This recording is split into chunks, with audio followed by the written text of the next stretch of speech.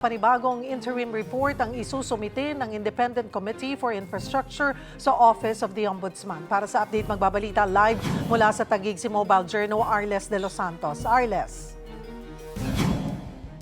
Cheryl, konektado pa rin sa maanumalyang mga flood control projects sa Bulacan ang ika-4 na interim report na ipapasa ng Independent Commission for Infrastructure sa Office of the Ombudsman ngayong araw.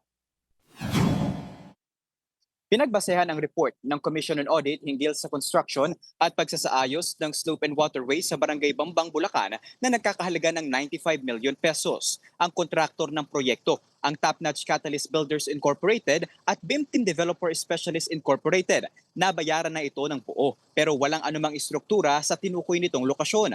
Dahil dito, inirekomenda ang posibleng kasong paglabag sa Anti-Graft and Corrupt Practices Act, Malversation and Falsification at Procurement Reform Act laban sa mga sinibak na Bulacan First District Engineering Office officials na sina Engineer Bryce Hernandez, Henry Alcantara at 7 pang opisyal ng DPWH First District Engineering Office dahil sa posibleng kapabayaan ng mga ito sa paggamit ng pondo ng bayan. Gayon din, sina former DPWH Secretary Manuel Bonoan at former DPWH Undersecretaries Roberto Bernardo at Maria Catalina Cabral dahil sa potential violations ng Code of Conduct and Ethical Standards for Public Officials and Employees.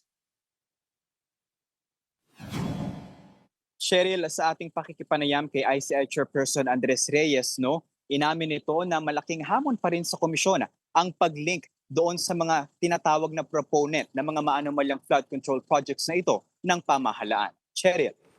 Maraming salamat, Mobile Journal, Arles de los Santos.